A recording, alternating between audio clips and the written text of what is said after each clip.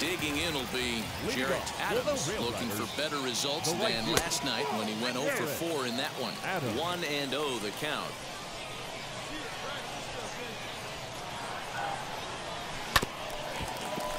That evens it up 1-1.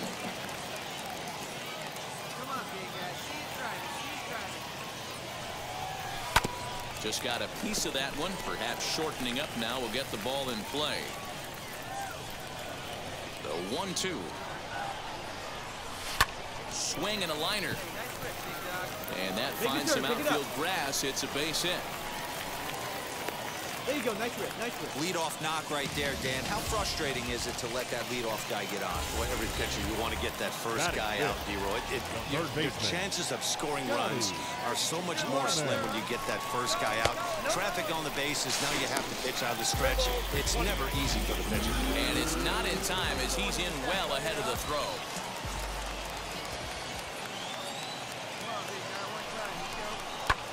Pulls this one in the air out to left.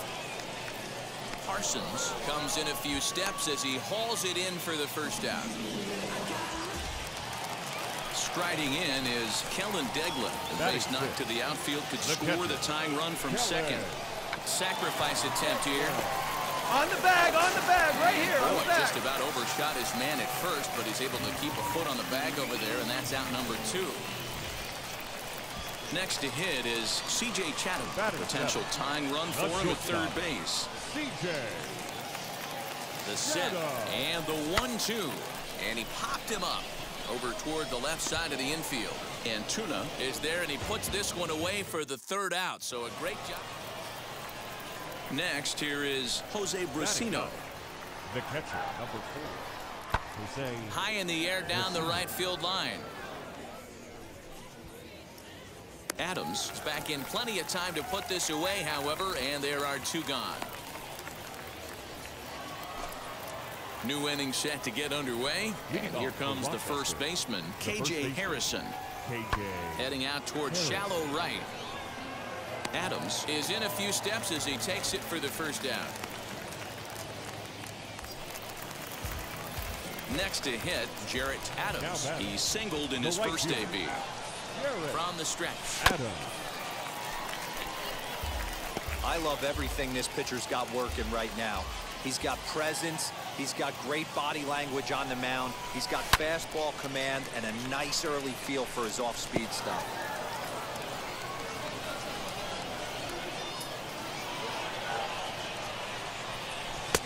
And he missed with it. It's 1-2.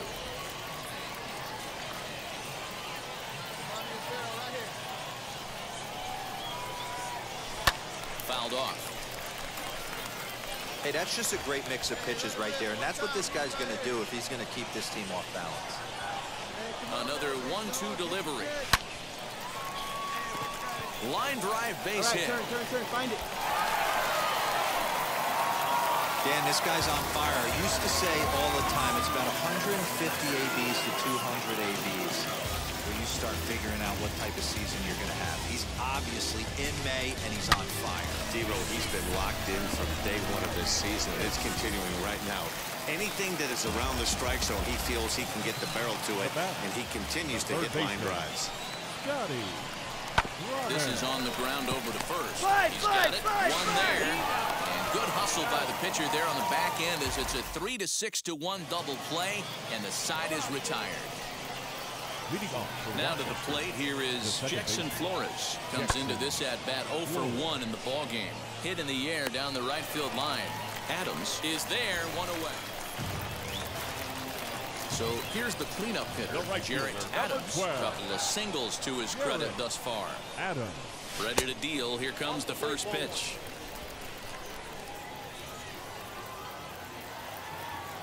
Your pitch.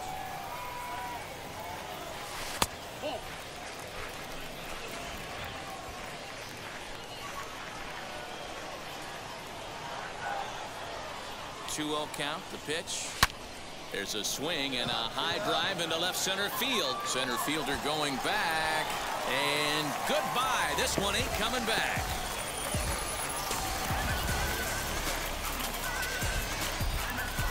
So a two-run shot to left center. Number 10 for him on the year as they stretch the lead to 5-1.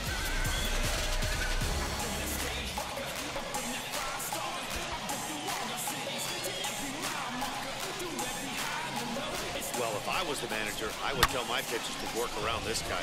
I mean, he's hit 3 home runs against them in this series. What more do they need to see? 4, 5? Ready to take his axe again. Jarrett Adams blasted a 2-run homer in his last at-bat.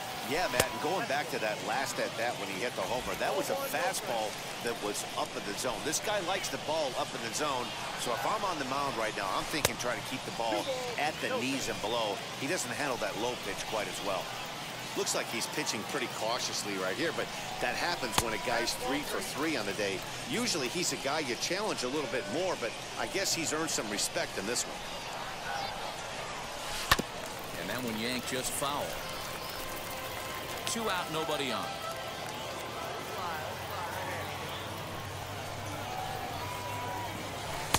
And it's up to a 3-2 full count now. Hey, this pitcher better be careful right here. My man at the plate is not trying to push something to the opposite field. Oh, and he lets him off the hook there as this isn't even close for ball 4.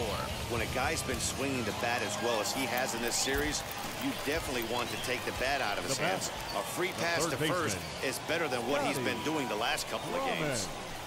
And he lost him here on 3-2 as that pitch misses. It's ball 4. So next to hit is Kellen Deglin. 2 outs and 2 runners aboard here in the 7th inning. Popped him up. Come on, come on, come on, come on, come Flores on! is there. And he makes the play to end the inning. So 1 run here on 1 hit. So the next to bat will be Jarrett Adams. It's been a nice game for him. 3 hits, including a homer to this point. Fouled away. Cloud at second. Waters on at first with 2 down. Another one fouled off, and he's quickly behind 0-2. Yeah, you could tell he was ready for another fastball, but the pitcher went to breaking ball, and the hitter just fouls that one off. Can't get him to chase. It's 1-2. Boy, he sped him up in this at-bat. Now it's time for the changeup. This guy's got a good one, and he hasn't thrown it yet in this at-bat. Now a swing, and he pops him up. Right up the chute. This may be tough behind the plate. And he will indeed make the play in foul territory to retire the side. And now in the box, Estevan Ramirez. The windup and the 0-2 pitch.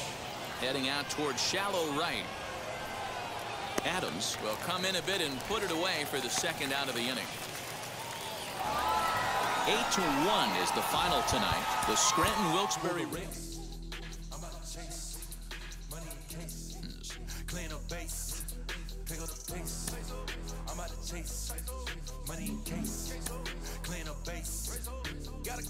Sometimes dreams do come true.